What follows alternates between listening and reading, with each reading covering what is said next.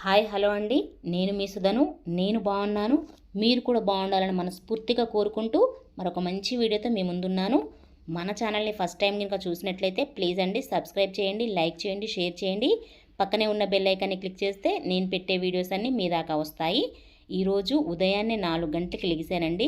ఎందుకంటే ఈరోజు లక్ష్మీ పంచమి కదండి. లక్ష్మీ పంచమికి గోపూజ చేసుకుందామని ఉదయాన్నే 4 గంటలకు లేచి ఇల్లంతా అంటే వాకిలంతా ఊడ్చుకొని కల్లాపు చల్లాను. ఆవు పేడతో కల్లాపు చల్లుకొని ఇలా ముగ్గులు పెట్టుకున్నాను.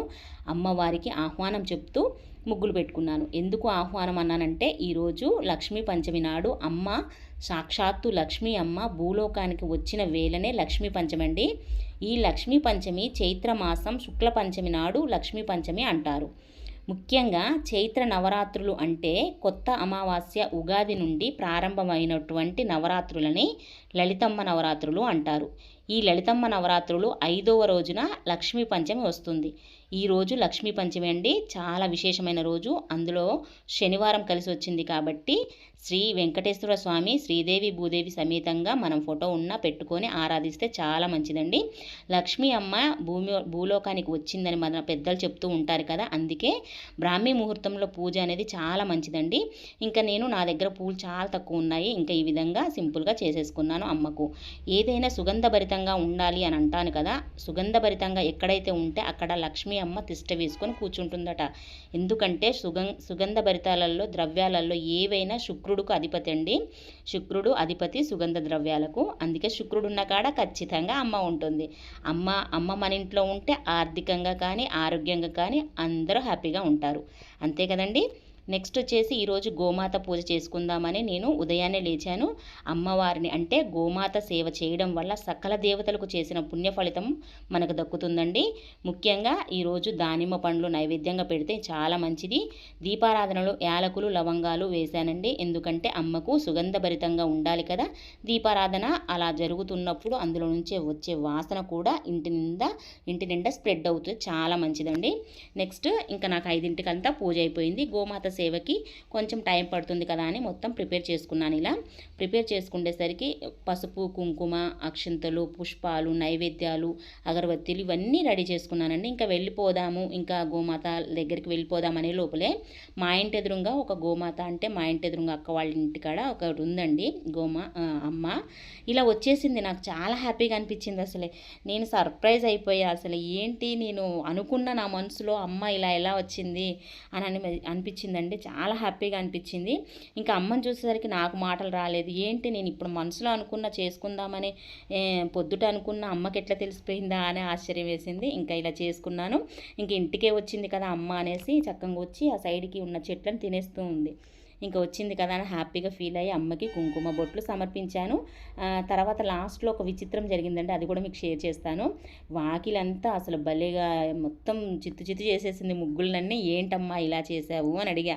అంతే ఇంక అలిగి వెళ్ళిపోతుందండి. అసలు నాకు భలే అనిపించింది, ఇలా వెళ్ళిపోతుంటే మళ్ళీ ఈ పూజ అంతా అయిపోయి ఇక్కడికి వచ్చానండి. ఈ గోమాతల దగ్గరికి ఇలా వచ్చి పూజ చేస్తుంటే పక్కన నిలబడి చూస్తూ ఉంది. లాస్ట్కి చూడండి ఒక వండర్ అనిపిస్తుంది మీకు కూడా. నెక్స్ట్ గోమాత పూజ ఎందుకు చేయాలి అంటే అండి, ఆర్థికంగా ఎదగలేకపోతున్నాం, చేసిన పనులు వెనకబడిపోతున్నాయి, ఏ దాంట్లో విజయం లేదు, ఏ పని చేసినా ఫలితం లేదు అని అనుకున్నవారండి ఖచ్చితంగా గోమాత సేవ చేయడం వల్ల మంచి ఫలితం ఉంటుంది. వెనుక భాగంలో అంటే ఆవు యొక్క పృష్ఠ భాగంలో ఇక్కడ గోమాతలో అమ్మ నిలయమై ఉంటుందండి. అక్కడ స్థానం అమ్మ స్థానం అది. అక్కడ అంటే గోమాతలకు సకల దేవతలు నిలయమై ఉంటారు. లక్ష్మీ అమ్మ స్థానం మాత్రం పృష్ఠభాగం అనమాట. మన ఇంట్లో ఫోటో ఉన్నా పెట్టుకోవచ్చు, విగ్రహం ఉన్నా గోమాత విగ్రహం అంటే ఆవుదూడ విగ్రహం ఉంటుంది కదండి, అలా పెట్టుకొనైనా చేసుకోవచ్చు. రియల్గా ఇలా గోమాతలు దగ్గర ఉన్నా కూడా వెళ్ళి చేసుకుంటే చాలా మంచిది. వెనక పృష్ఠభాగం దగ్గర నుంచి అంటే మన చేతిలో హారతులు అగరబత్తులు ఇవన్నీ చూస్తే బెదిరిపోతాయండి. ఎవరైనా హెల్ప్ తీసుకొని మనం చేసుకుంటే చాలా మంచిది. ఈ విధంగా నేను బొట్లు పెడుతూ ఉంటే అస్సలు ఆగట్లేదండి. ఇంకా ఆ ఇంటోళ్ళు అయ్యవి. అందుకనే అమ్మ దగ్గర వాళ్ళు నిలబడితే నేను చక్కగా ఆరగింపు చేస్తూ ఉంటే తింటూ ఉన్నాయన్నమాట నైవేద్యాలు. ఫస్ట్ నైవేద్యం పెడదాము, తర్వాత పూజ చేసుకుందాంలే అనేసి పెట్టారనమాట. హ్యాపీగా తిన్నాయి. నాకు చాలా హ్యాపీ అనిపించింది.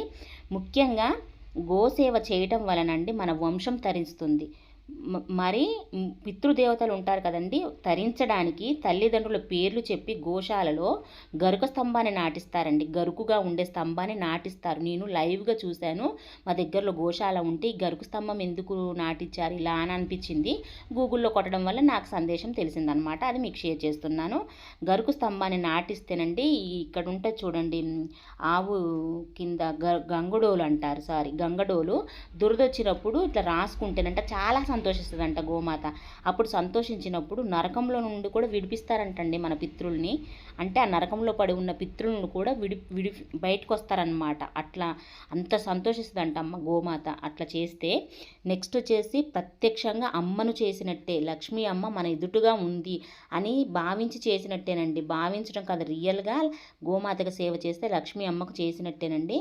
నెక్స్ట్ లక్ష్మీ అమ్మ ఎక్కడెక్కడ స్థానాలంటే పద్మమునందు, ఏనుగు యొక్క కుంభస్థానమునందు, వివాహమైన స్త్రీ పాపిటనందు, ఆవు యొక్క పృష్ఠ భాగం నందు లక్ష్మీ అమ్మ నివాస స్థలం అండి. ఇక్కడ చూడండి విశేషం అన్నాను కదా ఇందాక, వాకిలినంత ఎందుకమ్మా ఇలా మొత్తము చిందరవందర చేసావు, నీకోసమే కదా ఇలా ముగ్గులు వేశాను అని అంటే అలిగి వెళ్ళిపోయింది.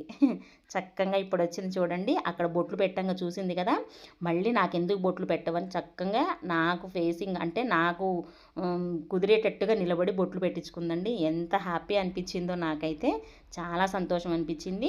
నా మీద ఉన్న తల్లి చూపు మీ అందరి మీద ఉండాలని మనస్ఫూర్తిగా కోరుకుంటున్నానండి.